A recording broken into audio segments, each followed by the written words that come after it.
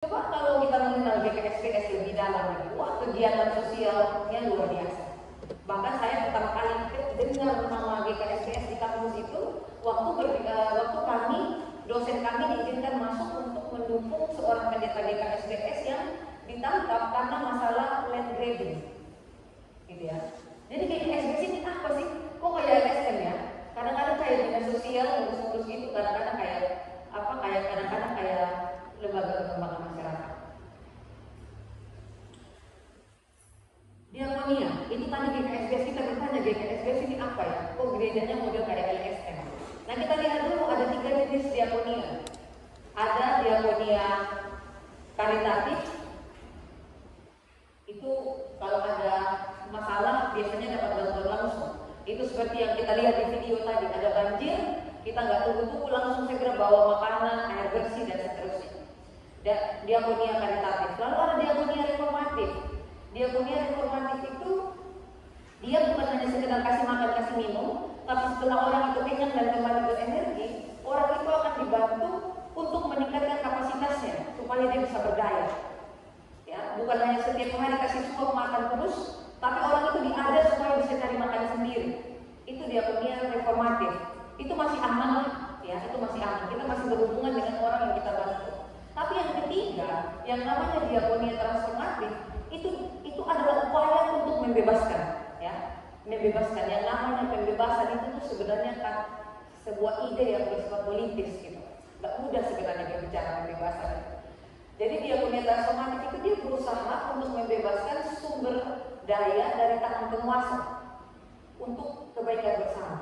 Jadi kalau tadi diakonia karitatif ada orang yang dulu memang orang Lampung asli, dia tinggal di hutan yang namanya Sukadana.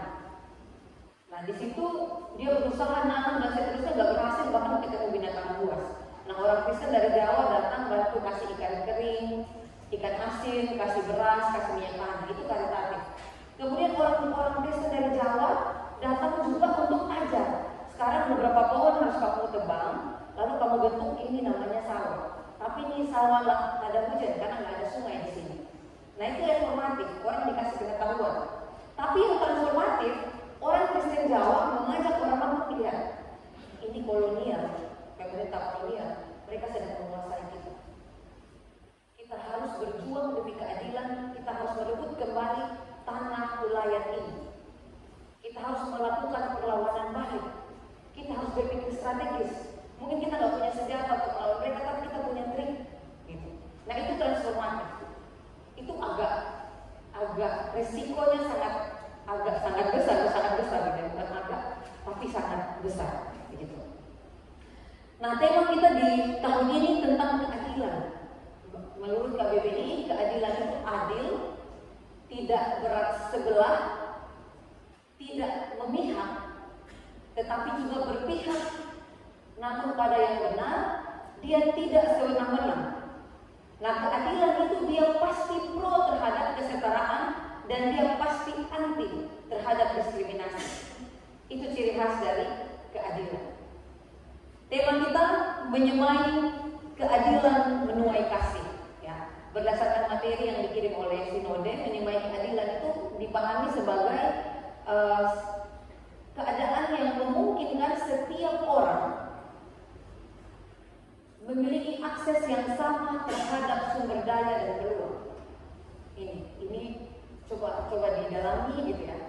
Memungkinkan setiap orang memiliki akses yang sama terhadap sumber daya dan peluang. Ini sudah bicara sistem, sudah bicara kultur. Ini tidak main ya. Misalnya apa sih orang yang kita alami sekarang kita susah akses? Apa yang kita susah akses? Hak untuk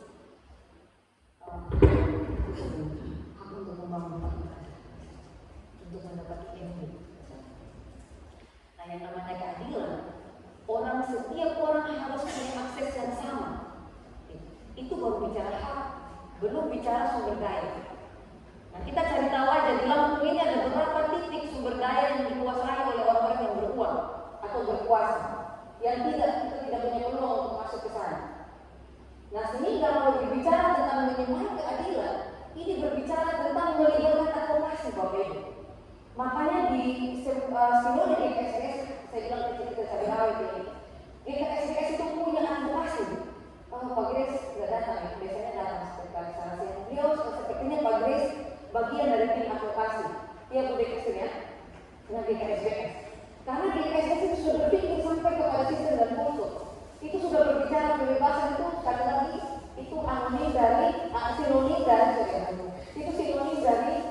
seperti melawan.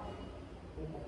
Dan dia akan melibatkan advokasi untuk perubahan kebijakan yang ada. Kebijakan, siapa yang mau kebijakan?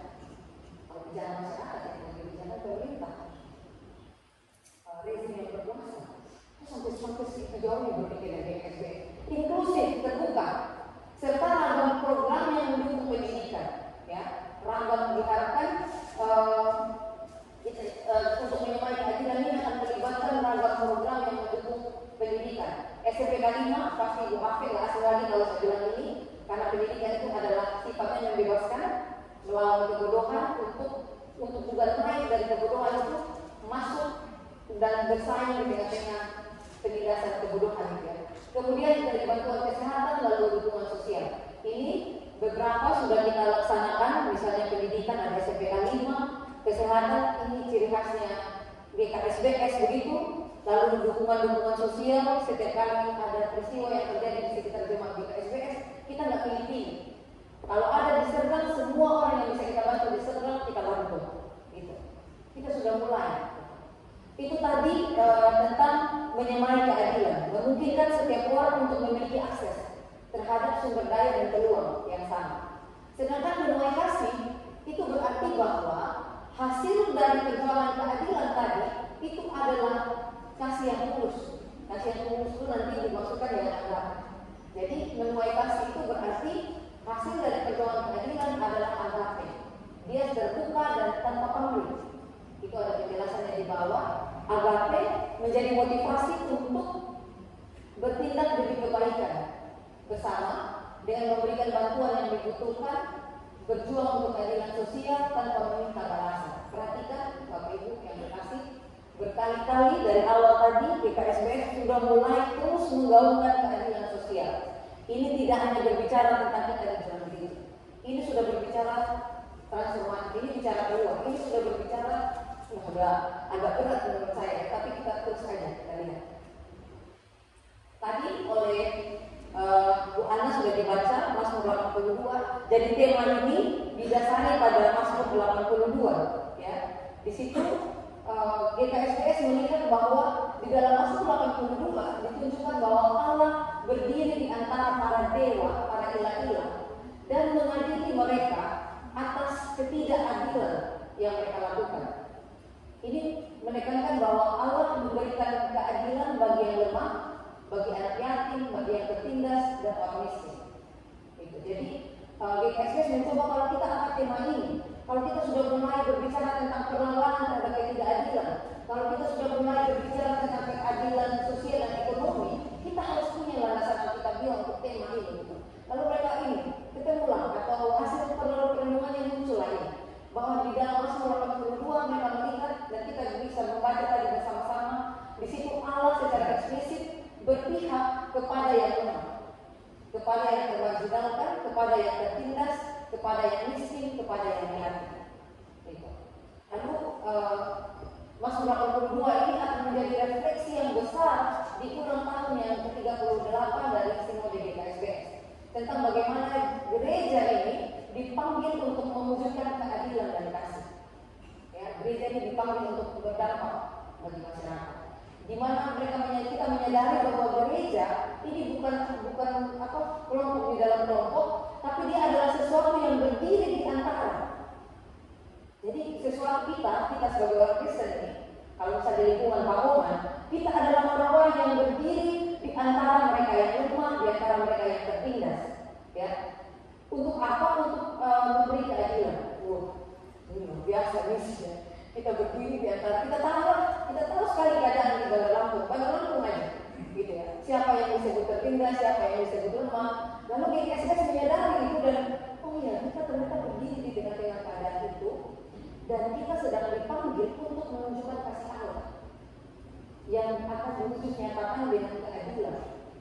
Dan ketika kita menolong orang itu tidak boleh bersyarat. Orang juga nanti nggak masuk Kristen. Apalah ambil resiko orang. Pulang-pulang juga tetap segini-gini aja. Kalau mereka cuma mencari keuntungan, tidak seperti itu. Agak gitu ya. Kemudian dipahami bahwa menyemai keadilan ini dihayati seperti itu akan menuai kasih yang tulus.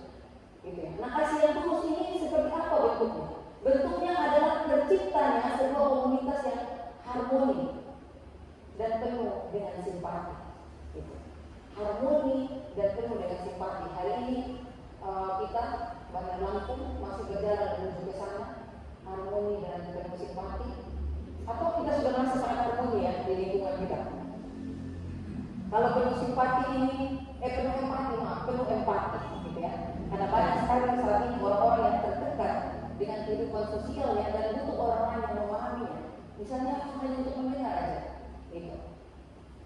Nah, Bapak Ibu dan Saudara yang dikasihi Tuhan, kita sudah melihat ya, itu tadi yang dimaksud dengan menyemai keadilan dan menuai kasih. Pertanyaannya, model diakonia yang seperti itu apa dasarnya di dalam Alkitab? Ini pertanyaan yang relevan. Mengingat kita kan sola scriptura, sola fide, sola gratia, fide iman, gratia anugerah, dan sola scriptura hanya oleh apa? Firman kan? Nah, karena itu, oke, sinode boleh belajar kita seperti itu, berani mau memasang taring dan untuk di luar sini boleh, tapi kasih kita dasar kita diamnya. Karena kita harus sola scriptura, ya. Tadi luar biasa ya. Apa kebebasan ekonomi dan sosial. Tapi mana dasar kita dia untuk model diakonia yang transformatif, yang berbasis dan bentuk seperti itu. Kita lihat dulu asal muasal dari diakonia, gitu ya. Diakonia ini berasal dari kata diakonos, yang berarti pelayan, apalagi pembantu, lalu pelayan meja. Nah itu kata benda. Kata kerjanya diakone itu berarti melayani atau melayani kebutuhan seseorang. Nah di dalam kitab Perjanjian Baru, diakonia itu dipahami sebagai cara mengasihi Allah melalui melayani sesama. Jadi kalau kita melayani sesama, kita sedang mencintai Allah. Itu di dalam kisah para rasul 6 ayat 1 sampai 6 ditunjukkan bagaimana diakonia itu menemukan bentuk awalnya menjadi institusi, gitu ya. Menjadi sebuah institusi di dalam gereja. Di situ dibentuk jabatan diaken untuk melayani para janda yang selalu terabaikan dalam pelayanan perjamuan. Jadi sekali lagi janda bukan janda seperti hari ini, apalagi di SPS dan barang terkenal dengan janda-janda kaya, gitu ya. Lalu bukan janda-janda seperti itu ya. Janda-janda seperti yang waktu itu adalah janda-janda yang membuat beberapa agama membuat sunnah itu bahwa laki-laki boleh menikahi beberapa orang. Karena perempuan pada waktu itu dia tidak memiliki dirinya sendiri. Dia harus berlindung kepada anak laki-lakinya atau kepada suaminya. Nah kalau tidak ada anak laki-laki, tidak ada suami, dia harus punya pelindung. Itulah kenapa Lot harus menikah dengan Boaz. Nah janda-janda yang tidak punya perlindungan seperti ini, di gereja pun mereka tidak mendapat tempat. Kalau ada makan-makan perjamuan mereka tersisihkan. Suami istri yang mesra mereka berebut makanan terus janda-janda disisihkan. Nah, itu hal sederhana dan sebenarnya di dalam dari itu yang membuat terbentuklah secara institusi sebuah pelayanan yang namanya diakonia di dalam gereja. Lalu para diaken ini pekerjaan mereka semula itu adalah fundraising. Fundraising itu apa? Pengumpulan dana ya. Jadi pekerjaan semula dari para diaken ini mereka mengumpulkan dana buat Yerusalem. Jadi Paulus keliling jemput dana itu, tapi yang mengumpulkan di setiap lokalitas petugas fundraisingnya itu adalah para diaken. Itu di dalam Perjanjian Baru. Lalu dalam tradisi awal gereja abad 1 sampai abad yang keempat, mulailah para diaken ini mereka mendapat pekerjaan. Orang Kristen ini mulai mendapat sebuah identitas. Jadi kalau orang lain jalan-jalan ketemu ada orang yang hobinya melayani janda, ada orang yang hobinya melayani anak yatim, ada orang yang hobinya melayani orang miskin, orang langsung tahu pasti itu orang Kristen. Itu menjadi identitas. Gak mungkin bukan orang Kristen, hanya orang Kristen yang hidupnya itu melayani orang-orang yang itu tadi, yang tidak menguntungkan. Karena janda gak mungkin bisa memberikan apa-apa, anak yatim gak mungkin bisa memberikan apa-apa, orang-orang miskin dan tersikirkan gak mungkin bisa balas apa-apa sama orang Kristen. Tapi hobinya orang Kristen melakukan sesuatu yang tanpa pamrih, dan itu sudah menjadi identitas orang Kristen di awal-awal gereja, awal-awal abad pertama sampai yang keempat. Kemudian jabatan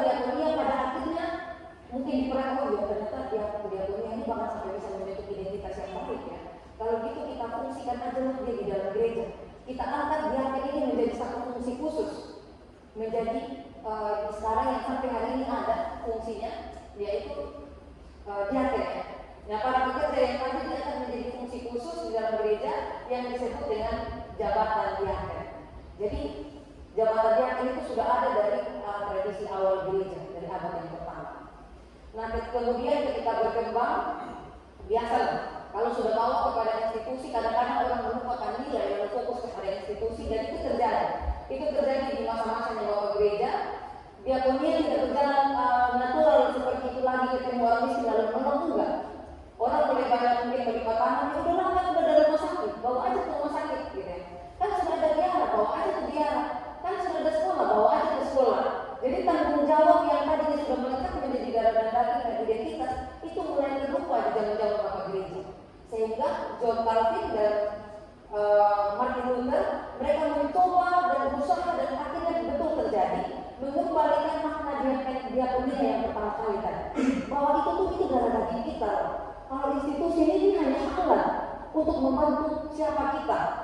Jadi dikembalikan lagi diakonia itu menjadi tanggung jawab sosial. Jadi sejak awal diakonia itu adalah tanggung jawab sosial pribadi lepas pribadi. Jadi enggak, itu kan gereja sudah bawa bantuan, bisa bilang, udah enggak bisa lagi itu kata Martin Luther dan Calvin. Institusi itu hanya wadahnya untuk menolong. Tapi ingat, kamu dikenal sebagai orang Kristen justru kan kamu berdiakonia. Itu adalah tanggung jawab pribadi terhadap tanggung jawab sosial. Artinya di Jerman dibentuklah yang namanya lembaga pelayanan diakonia. Saya yakin ini pasti pernah bekerja sama dengan GKJ atau dengan SBS.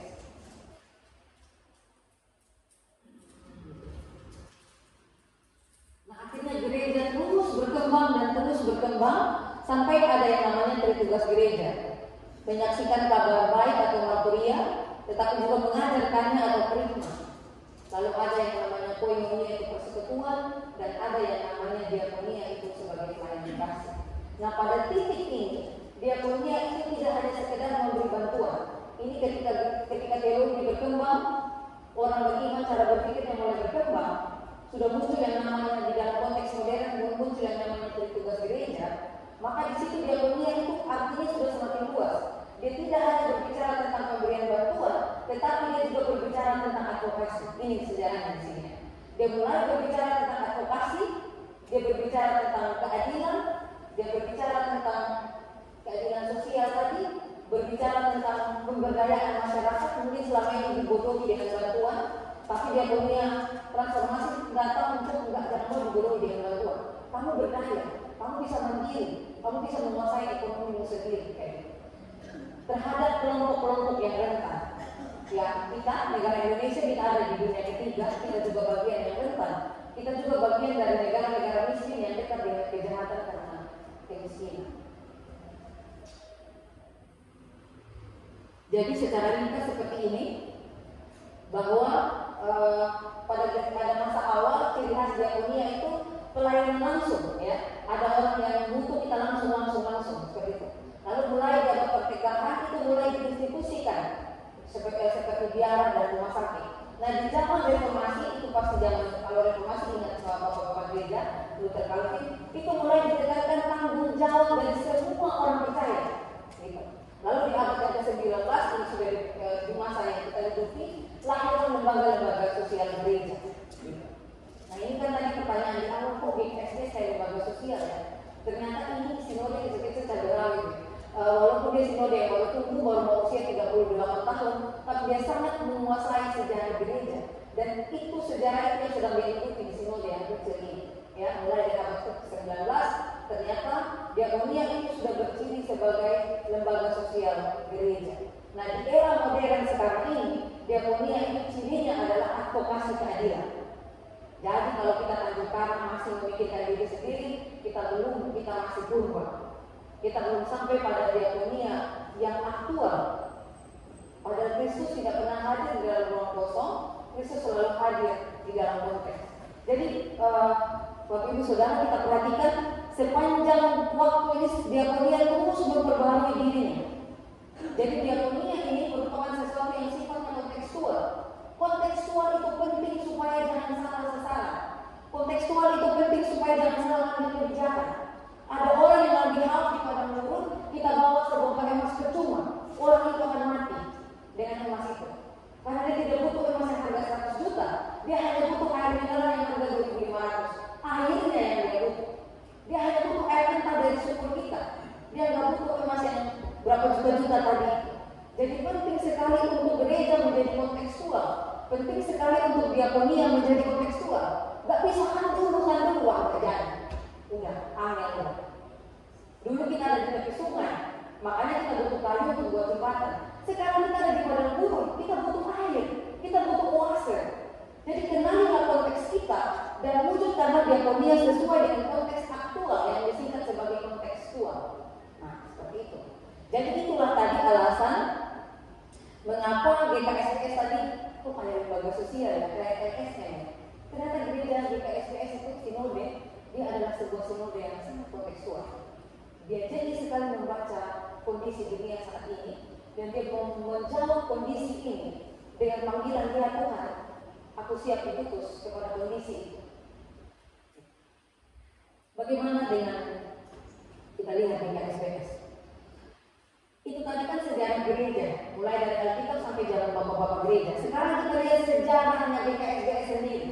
Kok tadi di awal saya hantarkan hebat sekali. Sekarang saya bilang hebat karena ternyata itu memang berdasarkan Alkitab dan berdasarkan sejarah gereja. Cuma kalau kita lihat sepintas gak lihat dalam, dia kayak lembaga sosial, kayak LSM GKSBS ini. Teman kita lihat di dalam sejarah.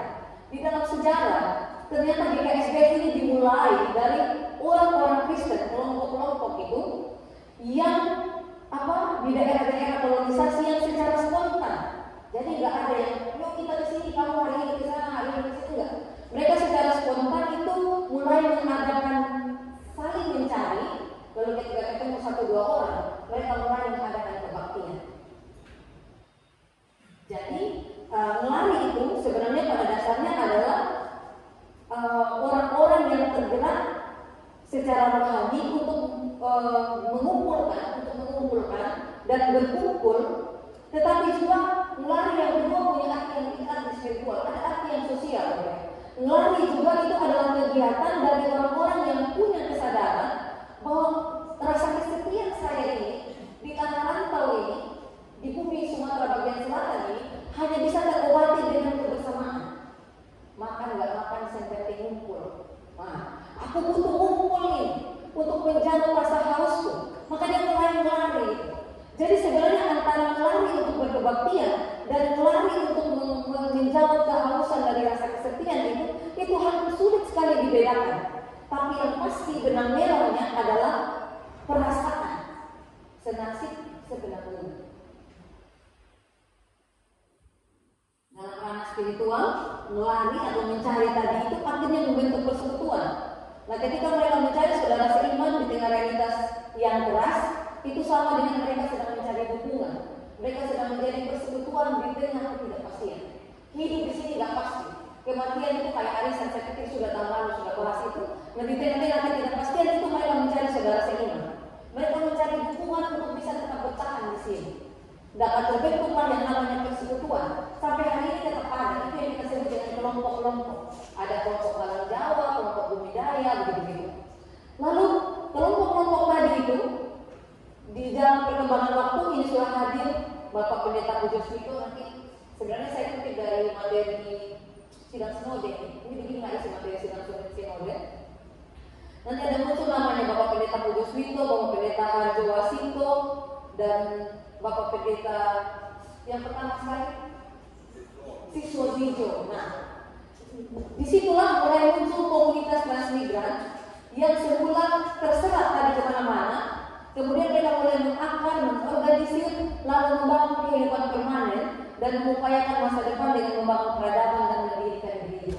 Mulai dari gereja GKJ wilayah berapa, kemudian menjadi GKL dan pada akhirnya menjadi GKSBS.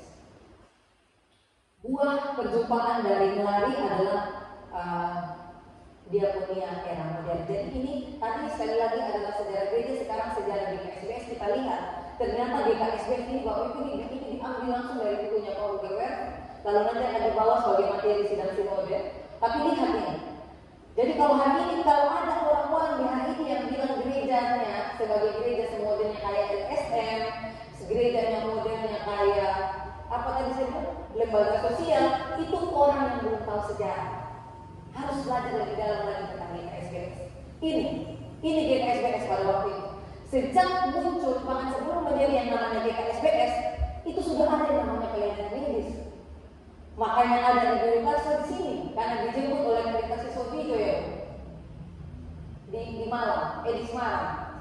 Iya, jadi sudah sejak awal itu sudah konsep memang dengan yang namanya dunia kesehatan. Ini menjadi cikal bakal munculnya Rumah Sakit Mardi Waluyo.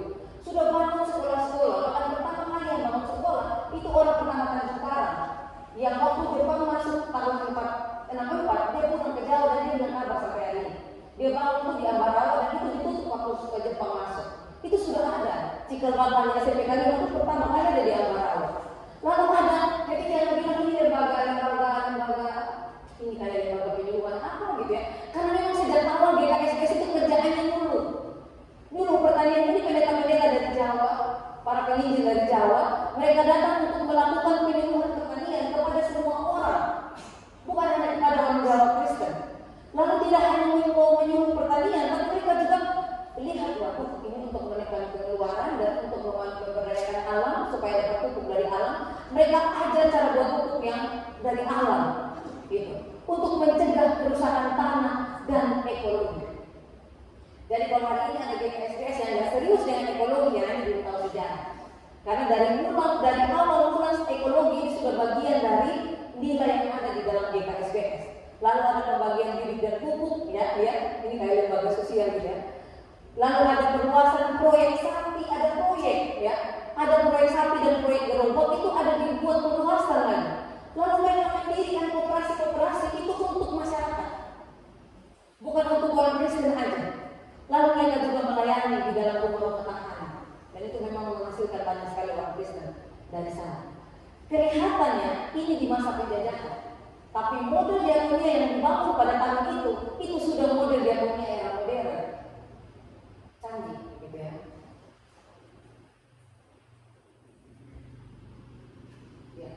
Ini saya foto dari buku untuk sidang sinode nanti dan kita tahu materinya apa. Seperti ini.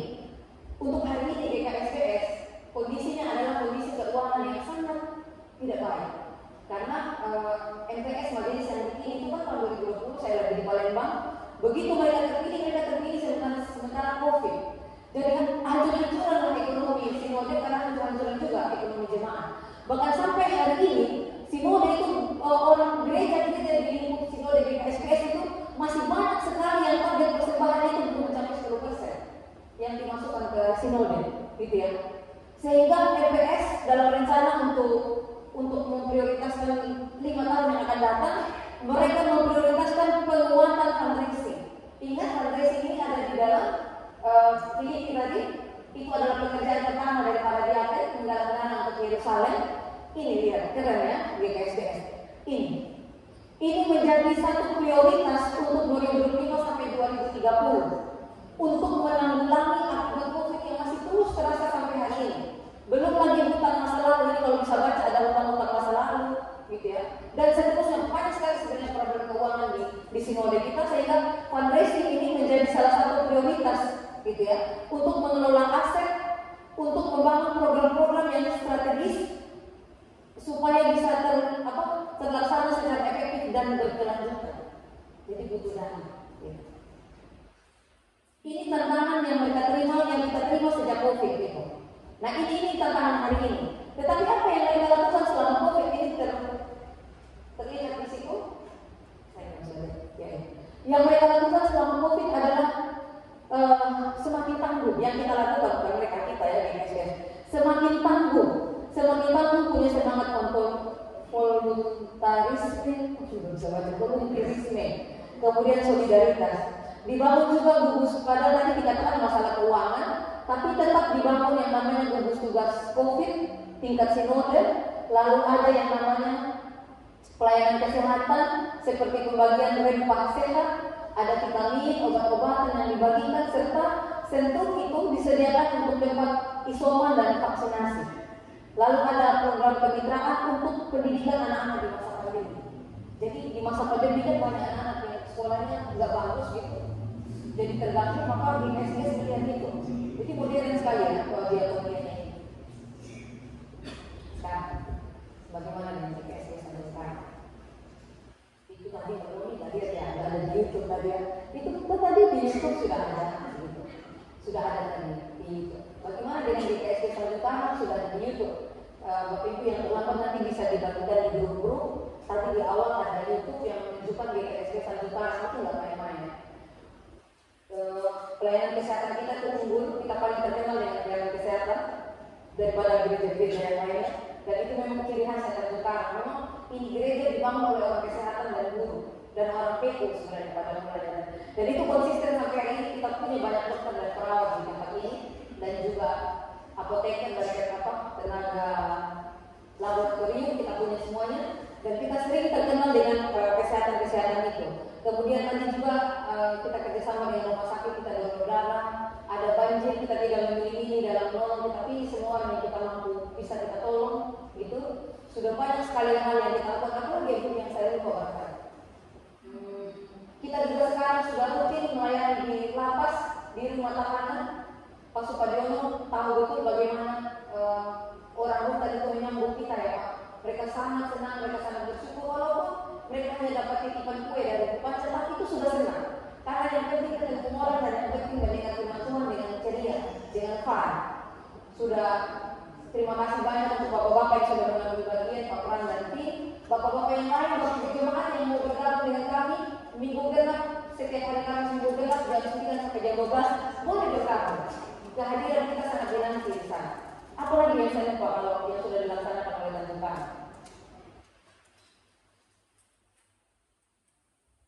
Ini ada 3 pilar. Ada 3 pilar di KSBS. Ada yang namanya pilar ekologi, ada yang namanya pilar teknologi, ada yang namanya pilar teologi. Nah, sebelum masuk di pilar-pilar ini, kita sudah membuktikan Bapak Ibu ya, bahwa ketika orang menilai di KSBS itu sebagai gereja yang kayak LSM, gereja yang kayak lembaga pertanian, kayak lembaga pertanian atau lembaga peternakan, itu wajar dinilai seperti itu karena pasti orang yang tidak terlibat di dalam sejarah gereja di KSBS. Dan setelah kita periksa di dalam Alkitab, bahkan di dalam sejarah bapak-bapak gereja, kita menemukan ternyata memang model diakonia adalah diakonia yang seperti itu. Bukan hanya karitatif. Karitatif itu membodohi orang lapar dikasih makan, akhirnya orang mulai lumpuh. Ya, bukan hanya reformatif, orang dibodohi, kita kasih uang, tapi kita tahu orang itu nggak bisa kerja di situ, karena tempat itu sedang dikuasai oleh orang tertentu, oleh masalah tertentu. Tapi kita naikkan nasi, akhirnya nggak berkembang, karena dia sedang melawan sistem. Kita pura-pura sedang membantu, kalau kita nggak sungguh-sungguh membantu. Tidak juga seperti itu. GKSD sudah sampai pada diakonia transformatif, dia sudah sampai memikirkan ini orang itu nggak bisa mancing, karena sungai ini lagi dikuasai oleh orang asing. Jemaat ini nggak bisa berkembang di sini, masyarakat ini nggak bisa, karena di tempat ini sedang dikuasai oleh sistem yang kotor dan seterusnya. Kita harus memikirkan ini, gue idealis banget ini, tapi kita sedang mengarah ke sana. Dan pokoknya yang namanya pendeta di KSBS itu pasti punya kasus tanah di mana. Maksudnya dia membela jemaat yang punya masalah tanah. Kita sudah sampai di situ. Dan sementara berjalan, mulai dari pintu masuk dan sudah mulai keliling di dalam. GKSD Nusantara akan juga sampai ke sana. Sudah ada yang namanya paralegal. Setelah saya ketemu di acara apa begitu disampaikan ternyata paralegal itu resmi sekali. Itu bisa diberdayakan Bu Christine, bisa diberdayakan, bisa dibuat itu menjadi sesuatu yang ada di sini karena ternyata itu resmi. Orang kalau sudah melakukan paralegal, apa ya Pak istilahnya? Pokoknya legalitasnya itu sudah seperti memang tempat untuk pengaduan bilik aduan hukum begitu. Dan kita sudah punya pelatihan itu dan sudah selesai. Tinggal dibuat saja di gereja ini. Jadi kita juga sudah melewati pintu masuk dan kita sementara mulai melakukan. Tapi ingat kita sedang berbicara tentang sistem, tentang struktur, tentang kultur. Sedang berbicara perlawanan itu tidak sederhana. Ini penilaian saya sendiri. Penilaian saya sendiri tentang ekologi saya tulis sendiri. Ini Bapak Ibu akan bertugas, kita akan sebelum nanti ada pertanyaan dulu tentang materi ini, kalau clear, maka kita akan isi ini. Yang pertama pilar ekologi, saya melihat di gereja ini sudah banyak orang yang sudah tahu tentang ekoenzim. Tapi gereja kita sendiri belum punya seksi atau kelompok ekoenzim. Kalau tahu bulan ini atau bulan depan, Ibu Setianto dan kawan-kawan ibu-ibu akan mengupayakan yang namanya ekonomi bagi ekoenzim ini. Nah ini adalah orang-orang di SBS, Ibu Setianto dan Ibu istri Mas Anita, Ibu ini. Oh iya, Ibu Setianto di sini ya. Sudah dilakukan atau khusus ini? Iya, kemarin sudah dapat telepon di Polda ya. Dan orang yang memimpin kegiatan ini orang di SBS, oke. Jadi apa ya? Sumber daya itu sudah ada. Hanya tinggal diberdayakan ibu-ibu ini. Kita akan bikin kelompok itu baik sekali. Namanya ekoenzim itu. Karena ini salah satu pilar dari GKSBS. Yang kedua promosi lingkungan hijau. Kemarin saya bilang sama Mas Mampus, nanti yang sebelah sini cukup cabut rumputnya aja. Karena saya selalu melihat kalau kita kerja bakti sekalipun, kerjaan kita adalah memotong semua tanaman sampai kalau bisa gersang di gereja ini. Padahal harusnya gereja ini menjadi contoh bagi lingkungan di mana pagarnya itu hijau semua. Jadi orang lewat di sini itu fresh. Tidak ada sesuatu yang mewah, tapi ada sesuatu yang bersifat alami dan terpelihara. Dan itu kita sudah mendukung masyarakat. Jadi jangan dipotong tanaman ini biar dia menjalar di tanah. Kalau ada hukum silakan dicabut. Saya juga sudah mengimbau saat ini saya pribadi waktu itu setuju oke. Saya bilang kalau Pak RT kalau mengajak jemaat kerja bakti cukup kita ngangkut sampah membersihkan, nggak usah potong-potong lagi karena berkali-kali saya potong-potong yang untuk bikin mundur. Padahal orang sekarang berjuang untuk menghijaukan lingkungan. Nah bagaimana kalau gereja di pertigaan atau perempatan ini mempromosikan lingkungan hijau? Nanti kalau ekoenzimnya ada di sini nanti nuansanya berbeda. Gitu. Lalu pemisahan sampah mungkin lansia sudah melihat ini di Jakarta.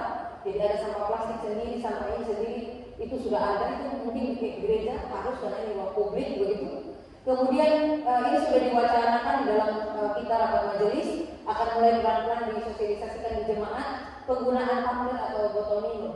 Sekarang juga ada gelas minum supaya nanti setiap hari Minggu Bapak Ibu sudah menyiapkan dari kita untuk kita yang namanya minuman itu. Minumannya sudah ada, kita masing-masing dari rumah bawa yang namanya tumbler. Jadi gereja tidak menjadi kelompok yang menyumbang sampah kertas lebih banyak lagi. Gitu. Supaya kita tidak berbicara, tidak berintegritas, omongan tidak sesuai dengan perbuatan begitu. Lalu kudus di sini, begitu di situ kita tukang menambah jumlah sampah, lalu keluar dari gereja ini sudah nggak kudus. Lebih nggak kudus lagi kadang sampah ditinggal di dalam gereja. Walaupun di warga zaman itu sudah bilang pulang-pulang jangan tinggalkan sekecil apapun, sekulit permen apapun masih gitu ya. Karena di rumah kudus pun udah nggak kudus gitu. Nah itu penilaian saya. Nanti yang kedua teknologi. Bisa kita ini YouTube mungkin terlalu sulit, salah tulis itu biasanya. Bisa melalui WA ya, pengetahuan Alkitab. Tahukah Anda kenapa ada yang namanya kitab muda tapi ada yang namanya kitab Enoch gitu ya, tapi nggak masuk di Alkitab kita. Tahukah Anda apa itu kanonisasi? Tahukah Anda gitu? Itu bisa. Ada banyak teolog di sini. Ada Pak Eko, ada Bu Tia, ada Bu Afe, ada Bu Kesi. Nah itu bisa masuk, bisa buat konten-konten seperti itu dan dibagikan. Kenapa? Selama ini kita konsumsi. Kita suka mengkonsumsi buatan orang, tapi kita tidak mau memproduksi. Jadi bicara media sosial ini sudah bicara produksi. Ya, kalau kita memproduksi ini gereja bisa mendapatkan penerimaan juga dari WA, dari YouTube, dari apa dan seterusnya. Lalu kalau bergerak dalam teologi, yang saya tahu sekarang ada majelis akan kembali melakukan, tapi yang sudah pasti dan sudah rutin sejak tahun lalu itu sekolah minggu. Pembangunan pilar teologi itu melalui sermon. Jadi guru-guru yang mengajar betul-betul dibekali kayak gini ya, sedikit demi sedikit diperlengkapi. Gitu. Nah harapannya bulan diakonia ini menjadi titik awal untuk ini semua. Selesai. Pertanyaan, tanggapan sebelum kita ngisi ini harus diisi karena ini akan menjadi rencana aksi kita. Tanggapan dulu untuk materi tadi.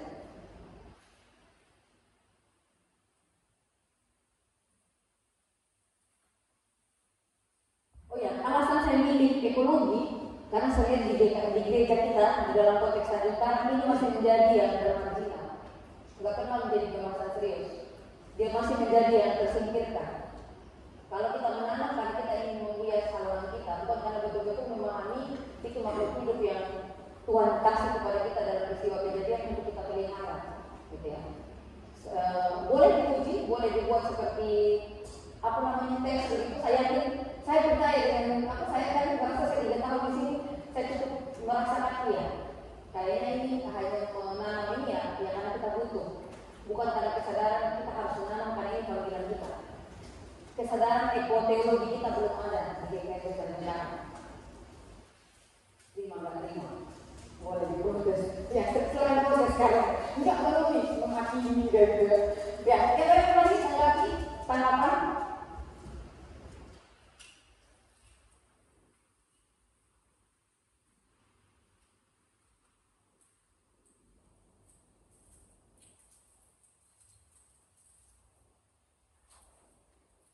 Ini bukan cara berpikir ya.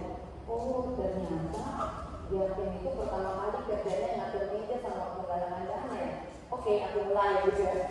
Mungkin jemaat sudah dengar aku penggalangan dana di sini gitu ya. Mau bikin apa? Membuat aset supaya penerimaannya nggak hanya dari persembahan, tapi ada penerimaan dari pengembangan aset supaya kita bukan menjadi gereja yang terus menerima, tapi gereja yang melayani memberi dan memberi. Itu paling sangat baik kalau berpikir ke arah sana. Penerimaannya tidak hanya dari persembahan buah, tapi dari aset. Misalnya beli tanah, beli tanah sewakan Indomaret, silakan apa? Terus nanti penghasilannya berasal dari situ. Kalau yang punya koneksi dengan perusahaan-perusahaan, kasih tahu kita punya merawat 2 lantai, parkiran mobil-mobil box itu bisa di situ. Lalu penerimaan bisa dari pengelolaan rumah pastori merawat itu bagian dari teman-teman yang ada. Malam hari ini semua dia yang hadir. Ya, kalau nggak hadir bertobat. Ya serius, nggak main-main panggilan kita. Kita setara ya, setara. Iya, silakan Pak Gubernur.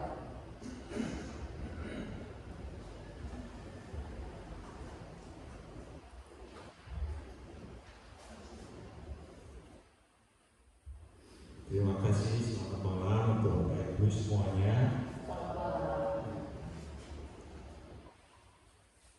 Informasi yang disampaikan oleh Ibu Romi sama diakonia ini pertama dalam konteks sinode, saya mau menanggapi yang konteks sinode dulu, misalnya seperti ya Bima.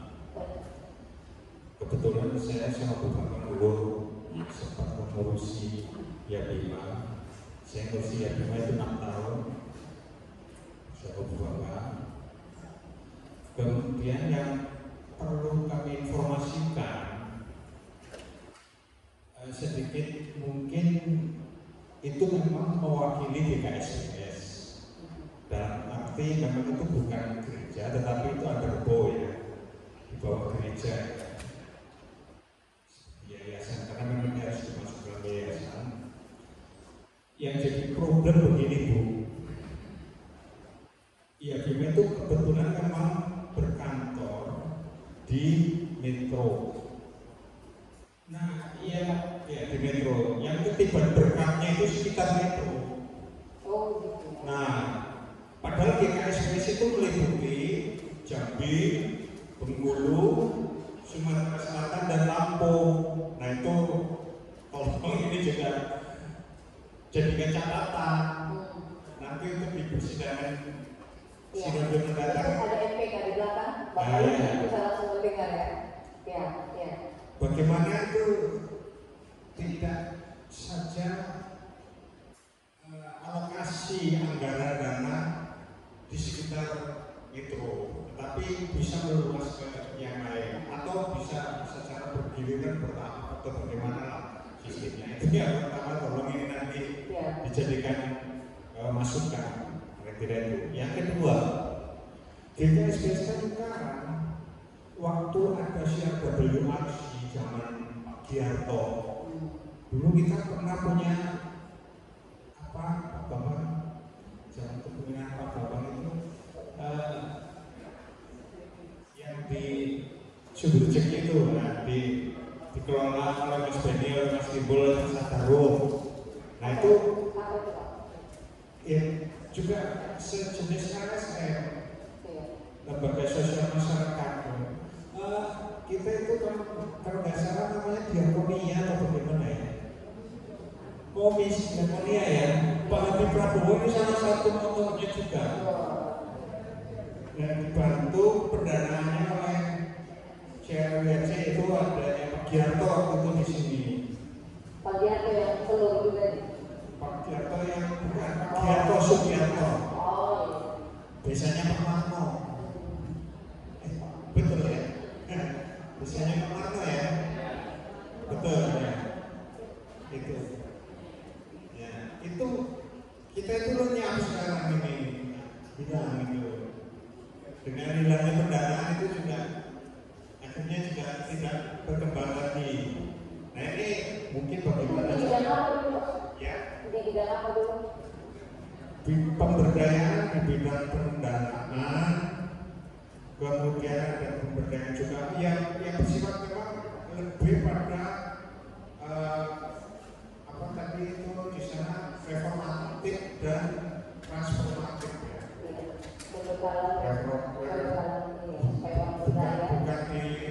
Bukan di apa namanya kurang apa? Yang pertama tadi itu apa namanya? Karitatif ya, bukan di karitatifnya. Tapi di yang pertama ya, reforma. Nah itu kita mungkin itu bisa dihidupkan lagi, tapi saya melihat itu memang potensi peluang yang bisa menggalang dana nanti dengan misalnya kalau itu ya memang tidak hanya di sekitar metro, bisa dengan Tanjung Karang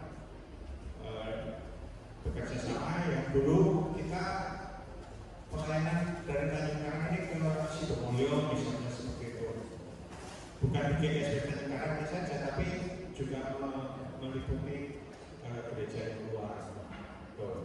Itu yang kedua.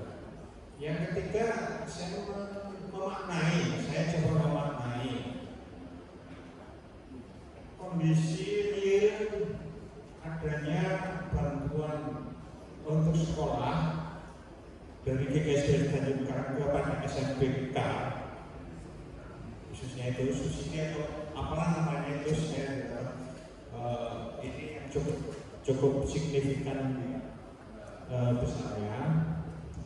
Saya memaknai itu keterlibatan GKSD Tanjung Karang dalam konteks transformasi, diakonia transformasi, karena transformasi itu berarti mengubah pikiran, mengubah mental sehingga seseorang itu mempunyai kapasitas berani tampil, berani ambil bagian, berani memberdayakan dirinya secara aktual.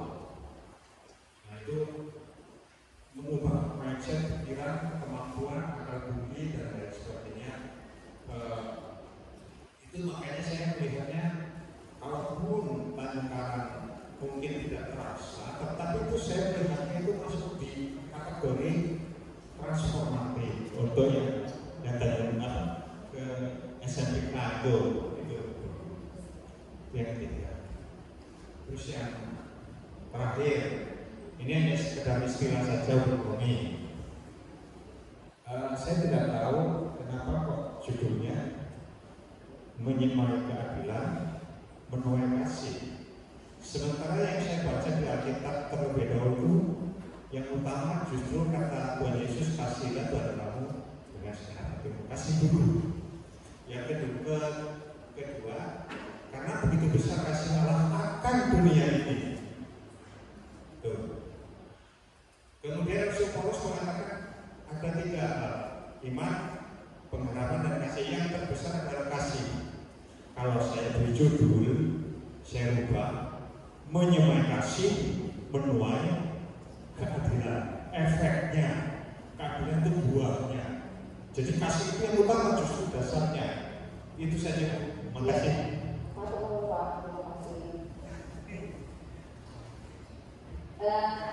Ini ada ayat kedua yang direspon apa yang lain itu kan masukan buat kita semua. Misalnya kita pernah dengan WCC untuk saat ini peluangnya agak kecil karena masalah geopolitik dan ekonomi global. Jadi untuk bekerja sama keluar ini peluangnya sementara kecil-kecilnya untuk saat ini. Tapi ternyata kita punya jalan ke sana dan harusnya jalan itu masih ada batasnya. Kalau kita mau kembali membangun jejaring, apalagi GKSPS ini kalau Jadi kekayaan tamu itu di relasi sosial di SDS itu. Dia bermain relasi, bermain bridging, bermain berjalan gitu. Jadi harusnya kita sebagai lokalitas dan negara juga harus bermain di situ. Harus punya yang namanya sosial kapital, dia harus ada Pak. Kemudian memang waktu dalam proses sejarah gereja di masa Bapak melayani di sini juga itu bekerja sama untuk ini ceritain Pak Firly dan memang ada catatannya Pak. Bekerja sama dengan Amerika dan Australia. Ada Australia untuk bantuan dana dan pemberdayaan petani. Itu sudah menyentuh di reformatif itu, gitu ya. Dan mungkin sedikit-sedikit transformatif. Karena tabrak pembodohan, kan? Ada pembodohan terhadap petani yang kita tabrak dengan uang kita, dengan sesuatu yang berdaya pada kita. Nah yang tadi mengenai SRPK 5, saya pikir ini materi ujian saya dalam dialognya yang lalu sudah disampaikan juga memang SRPK 5 itu transformasi karena tadi berubah pikiran. Bukan untuk membuat orang menjadi bos, sarjana lalu menjadi presiden, bukan itu, tapi pendidikan itu menolong orang supaya ketika mengalami hambatan kehidupan dia kreatif. Kejahatan itu terjadi karena tidak kreatif, tidak tahu cara melompat dari masalah, bukan meninggalkan masalah, tapi menghadapi masalah.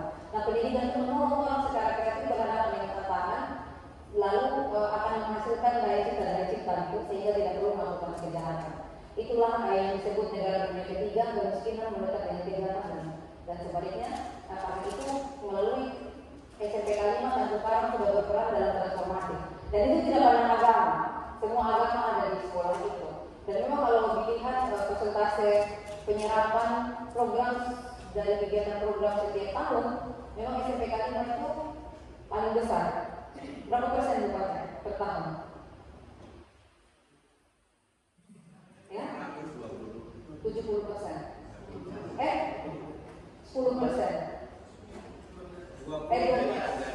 Iya. 20% dari kegiatan dana untuk program tahunan. Iya. 20%. 130 sampai 120 sampai 130 per tahun. Itu untuk kegiatan transformasi.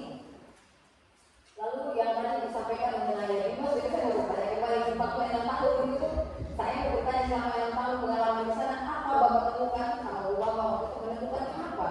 Kok kenapa bisa ada bertahan di sekitar metro? Itu kegiatannya Bima. Kenapa nggak menyebar? Apa alasannya? Apa alasannya yang untuk hanya orang di sana yang kan nggak butuh? Tapi pertanian kan ada di semua lokasi. Ada di bumi Sumatera bagian selatan atau di wilayah kita. Lalu menyemai keadilan, menuai kasih, itu sebenarnya ini jawabannya. Jawabannya ini Pak. Ini ada di dalam Mazmur yang ke-82. Jadi berbicara, jadi sekarang memang konteks pembicaraan kita yang kalau ini sebuah bingkai, maka pembicaraan kita sedang dibingkai oleh yang namanya keadilan. Keadilan. Keadilan diadakan dari mana? Dikenal dari Allah yang digambarkan oleh Mazmur dalam Mazmur 82. Ternyata Allah itu Allah yang adil dan pemerintah yang tidak adil itu akan tewas. Ya, tadi dibacakan oleh Bu Ana, mereka akan tewas. Nah, orang-orang Kristen yang berusaha hidup adil, mereka itu akan membangun suatu komunitas yang harmoni, yang penuh dengan empati. Jadi ini seperti apa, Pak? Bolak-balik itu aja sih. Jadi orang kalau mau adil ya karena dia tidak kasih. Karena keadilan itu kan berbicara resiko. Kalau kita masih cara melihat, kita masih cara melihat pengacara atau notaris, kita nggak akan melangkah. Aku keuntunganku berapa? Ini lagi viral notaris dibunuh secara sadis oleh 3 orang kan. Nah kalau nggak keadilan itu nggak dilakukan dengan kasih dahulu, kita nggak maju. Karena resiko melakukan keadilan itu bertabrakan dengan yang tadi saya bilang sistem dan mutu bermain-main. Gitu. Memang dia pasti akan berangkat dari kasih. Tapi karena yang diangkat ini ada di bingkai di dalam Mazmur yang 82, itu mau berbicara, mau menekankan kepada orang Kristen bahwa Allah itu Allah yang adil. Bahkan para pemimpin yang lain itu dikatakan tewas, Allah akan buat mereka tewas. Gitu. Nah dari situlah kita diajak untuk berlaku adil, supaya dan ketika kita berlaku adil itu tadi, kalau kita berlaku adil, lakukanlah itu dengan kasih. Dan itu juga harus berbuat kasih yang tanpa pamrih. Nah harapannya supaya kita menciptakan sekali lagi komunitas yang harmoni dan penuh dengan empati. Karena lawannya kasih itu kan apa? Lawannya kasih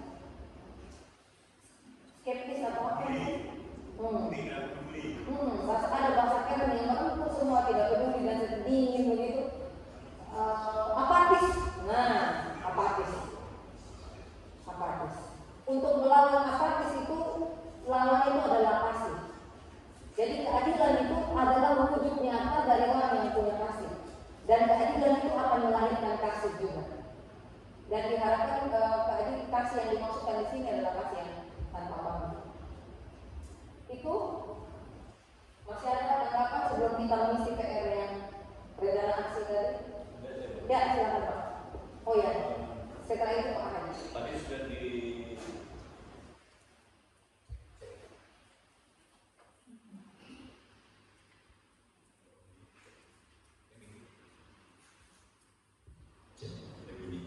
Tadi sudah disinggung sama Bu Romi tentang kondisi sinode kita di KSBS ya.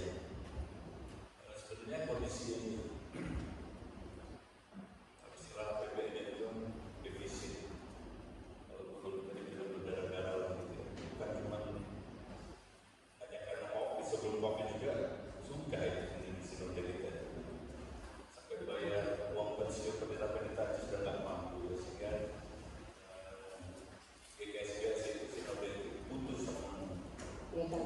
lembaga seperti di Salatiga sana. Nah, waktu Pak Gubernur masih ada di sini itu, saya masih ingat itu sebelum dia pulang tahun 73 ke Belanda ini, dia bilang ke bapak saya, hujan nanti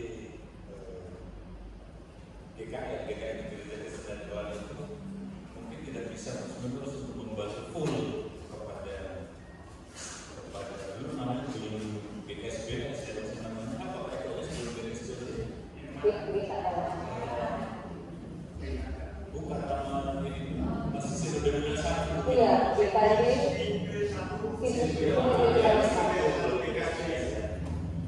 Tidak bisa full kan begitu. Nanti akan dikurangi. Ternyata benar. Saya buka di buku agenda bapak saya itu. Ternyata benar keputusan dari Belanda itu. Nanti setiap tahun mulai tahun berapa saya lupa pada catatnya di buku bapak saya itu. Bantuan Belanda itu kepada kita itu akan dikurangi 10% setiap tahun. Maksudnya pas dalam tempo 10 tahun selesai nol itu bantuan dari Belanda. Jadi kita bisa berdiri sendiri mandiri maksudnya begitu.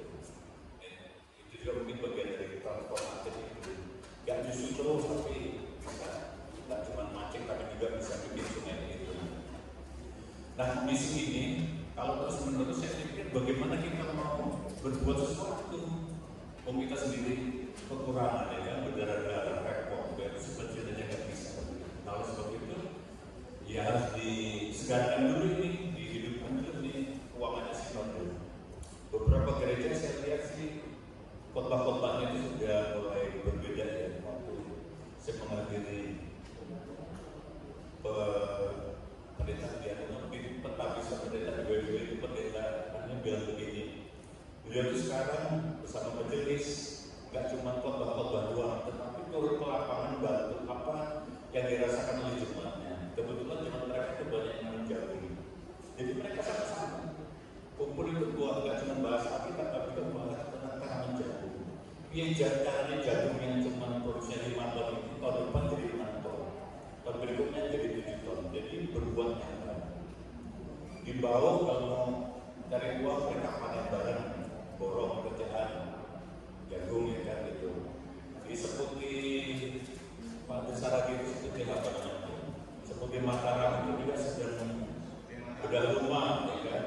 Dan gimana caranya seperti itu. Nah, hal-hal seperti itu yang menurut saya memang harus dibangun. Artinya kita nggak bisa cuma sekadar mendorong supaya jemaat itu persebarannya semakin banyak, semakin tinggi dan sebagainya. Kita harus ikut masuk ke dalamnya. Problem apa yang dihadapi? Setidaknya, meskipun tidak secara teknis, tapi paling tidak memotivasi. Dan tenang kepada jemaat itu yang nggak cuma yang sudah sukses berhasil, itu juga perlu dijaga dan kesuksesan dan keberhasilan berjaga. Yang masih menampak pun itu juga perlu dimotivasi. Ya. Bagaimana caranya supaya dia semakin giat seterusnya. Kalau Jumat itu sudah bagus, pekerjaannya, jabatannya, pangkatnya, segala macam, otomatis kan income-nya itu meningkat. Income-nya meningkat pasti persetujuannya juga kan meningkat seperti itu. Nah, mungkin ini yang perlu dipertajam dan semakin difokuskan oleh tidak cuma di level senior dewasa, tapi juga di level seperti kita ini. Mungkin itu yang perlu kita kembangkan. Saya pikir itu perlu ini. Ya. Ini masukan yang baik sekali ya Bapak Ibu. Jadi pendeta tidak hanya berkhotbah, karena itu majelis diberdayakan melalui sermon-sermon supaya tidak pendeta sentris. PA ya pendeta, ya ulang tahun ya pendeta, ya khotbah minggu ya pendeta. Jadi kerjanya malah khotbah. Tapi kalau 50 majelis ini kita berdayakan betul-betul, pendeta nggak hanya di khotbah, bisa keluar dari gereja ini untuk mulai bangun hubungan dengan orang lain. Jangan itu terus sekali. Kita boleh miskin secara materi, tapi nggak boleh miskin secara sosial. Makanya tadi Pak Erik Sepu selalu bilang kekayaan kita lebih di KSBS ini hanya kita namanya sosial kapital. Kekayaan kita itu adalah membangun hubungan. Nah itu alasan ketika saya ujian rektorat, saya mengusulkan kepada jemaat Tanjung Karang yang namanya manajemen berlapis. Majelis terlibat aktif, komisi terlibat aktif, lalu dari komisi turun menjadi tim terlibat aktif. Jadi spiritualitas orang bertumbuh. Jadi khotbah ini bisa menjadi hidup. Itu kalau orang yang menyampaikan khotbah itu spiritualitasnya hidup. Itu nggak bisa dibohongi. Kalau hanya sekedar belajar, hanya berhenti di otak, itu tidak akan sampai di hati jemaat. Harus dari hati ke hati.